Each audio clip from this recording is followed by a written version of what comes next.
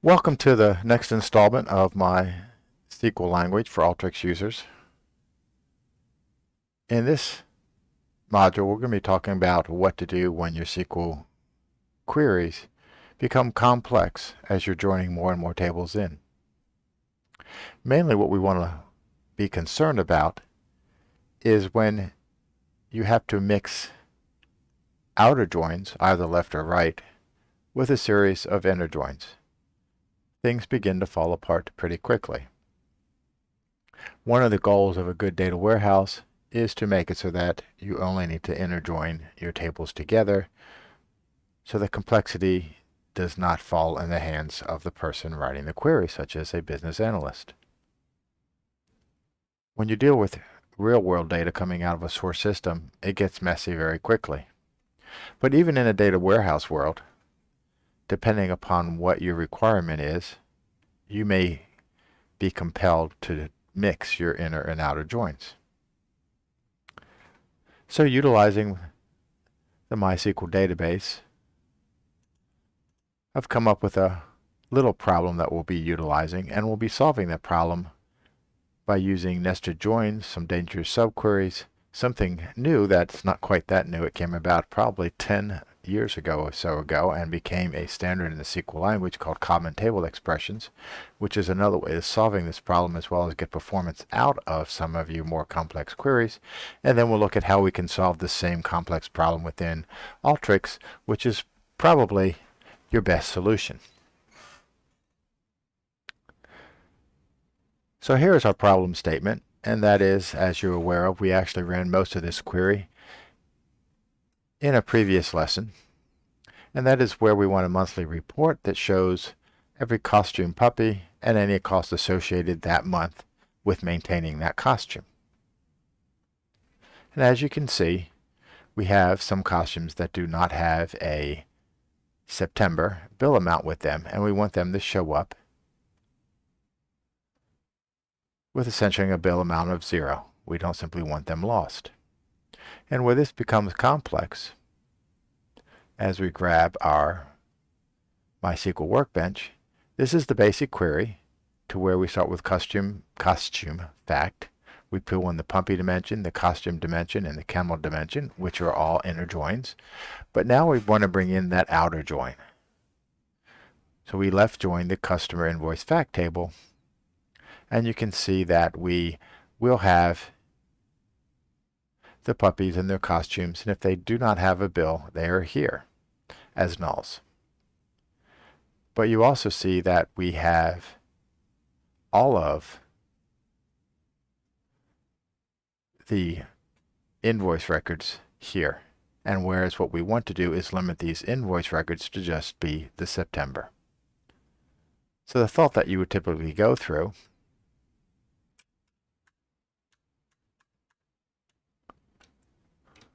is you would go ahead and simply left join your date dimension to your left join of your costume. If you simply join this, which is also a thought process, you'll see that very quickly all of the puppies that do not have costumes are thrown out of the window, because this join needs to have data to join to, and even though it's joining to the left join table, any of the missing rows in the left join have nothing for the date dimension to join to, so the record is simply excluded. And very quickly we'll also pull in something from here. So if we go ahead and do our left join,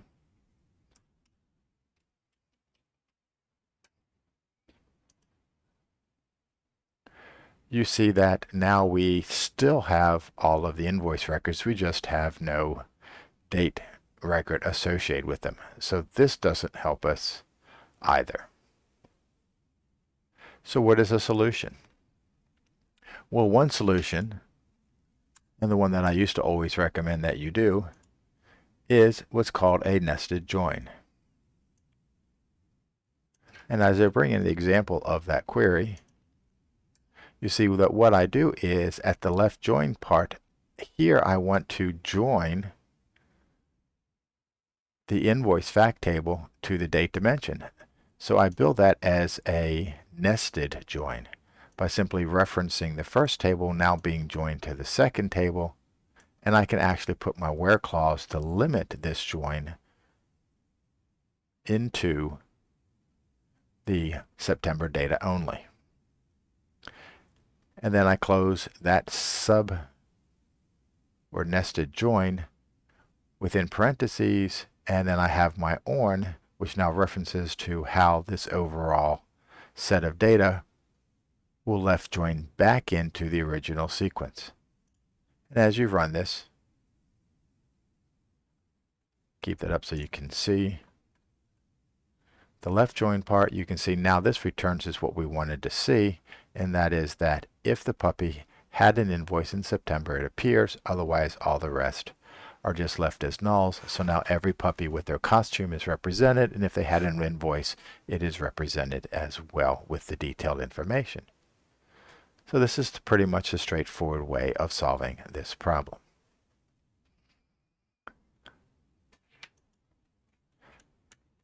The way that a lot of people solve this problem, I am not a big fan of. But this is also the way your SQL tools will tend to solve this problem if you're using a tool generating SQL such as Alteryx. And it's why when we look at Alteryx, we see how complex some of its queries are.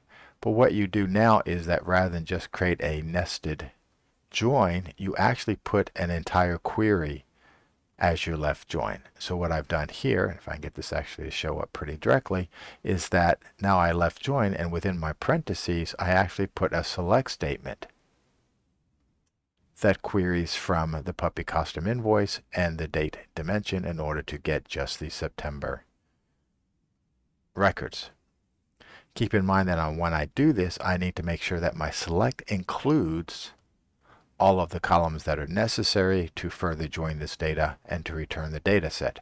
I didn't have to worry about that in my nested join solution, but since this is a subquery, it needs to stand alone.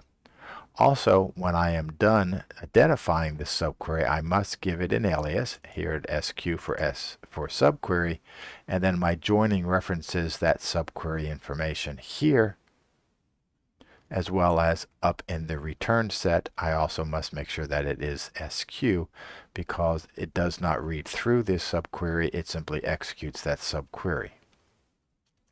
Executing this, you see that yes indeed, it still works. My preferred solution is something called a common table element, common table expression, also known as a CTE.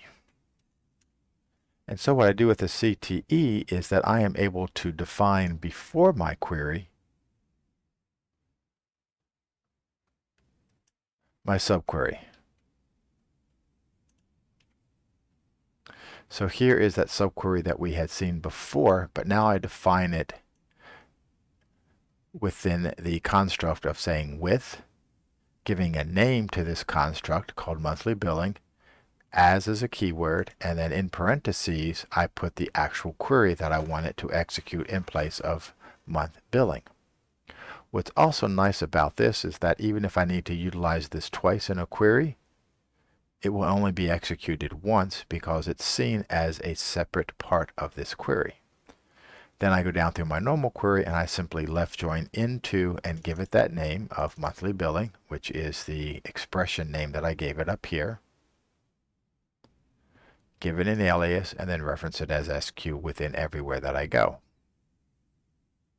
In some cases for complex queries, I have found that common table expressions actually give you better performance as a result.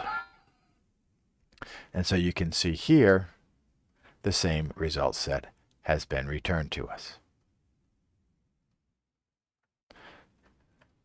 One of the values of common table expressions is that you don't have to be extremely definitive.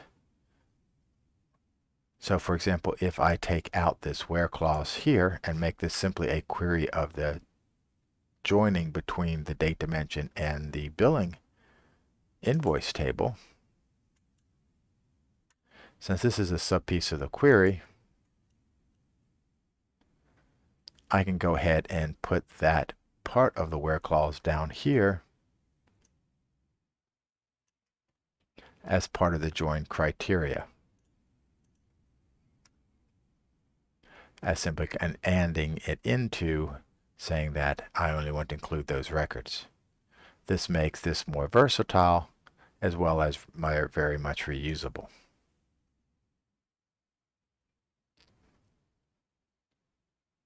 And you can see the same result set. And it's not part of the examples that I use. This is where semantic layer comes in. If this is a necessary operation that you need to do, you could also create this month billing as a view in your database and use it in your query as opposed to the common table expression. So finally, and the solution that I recommend and I would use in this case, because it does not create any kind of additional performance issues, because you're only dealing with the same number of records coming out of this Alteryx workflow as you would within the overall query, and then utilizing that as your input. So what I want to do here is actually break this into those two pieces as well. So I have an input widget that will go ahead and be the query that includes the join between the puppy fact, the dimensions associated, and give me that raw piece of data that I need to start with. Then I have a separate query, and this is the one that joins the invoice and the date and restricts it to my September data.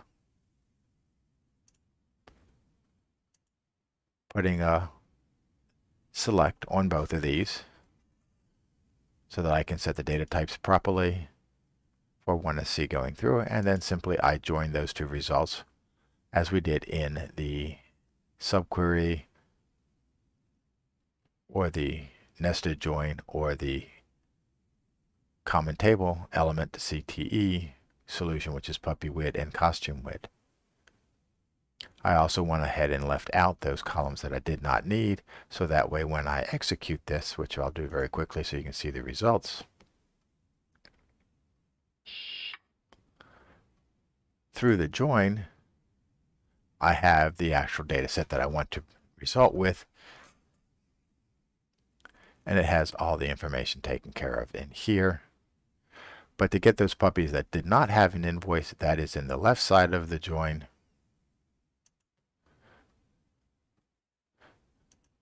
So these are all the puppies that did not have an invoice.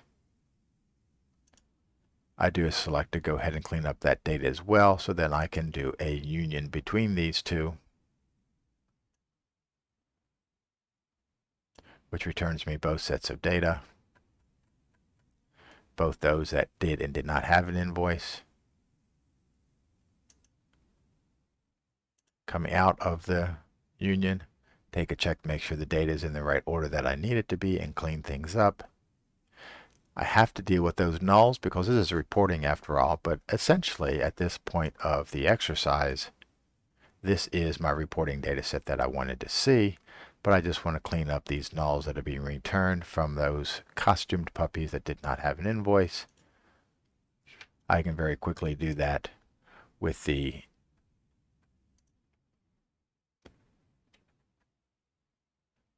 if, which is also the same as the if then else, but in a string mode, saying that if the year month is null, set it to the year month that we're dealing with. And then we also have to do the same thing with the billing amount, that if the billing amount is null, then we set it to 0. And that ends up finally with the result set that I wanted to see. So you get into that complex join, look at some of these solutions to figure out the best one that will work for you.